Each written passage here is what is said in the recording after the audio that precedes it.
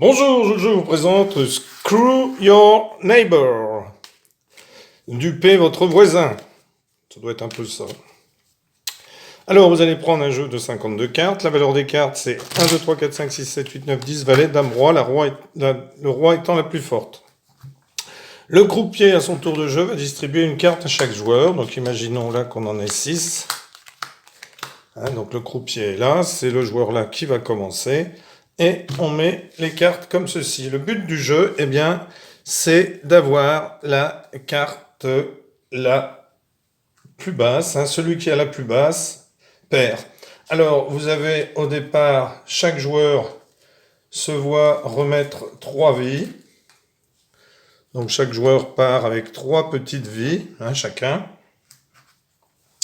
Et ensuite, eh bien, on va jouer. Alors, chaque joueur peut, lorsqu'il joue, proposer sa carte à son voisin de gauche.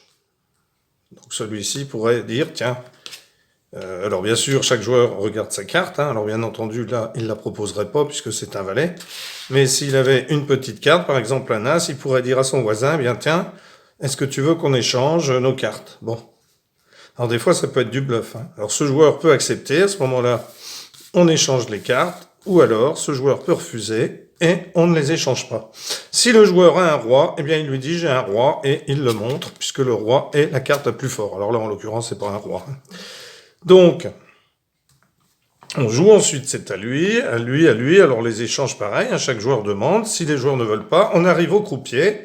Bien, le croupier ne peut pas demander à ce joueur-là. Il va regarder ici. Donc, il regarde sa carte. Bien sûr, on ne les regarde pas... on les montre pas aux autres, et il va lui seul regarder celle-ci, et choisir s'il échange les deux. Donc là, par exemple, il échangerait, puisqu'il avait un 6, et qui vaut mieux la plus forte valeur. Une fois que c'est fait, eh bien, tous les joueurs retournent leurs cartes. Et le joueur avec la plus basse, donc c'est lui ici, qui avait des vies oranges, eh bien, il enlève une de ses vies et il ne lui en reste plus que 2. On enlève les cartes, on donne au croupier suivant qui mélange les cartes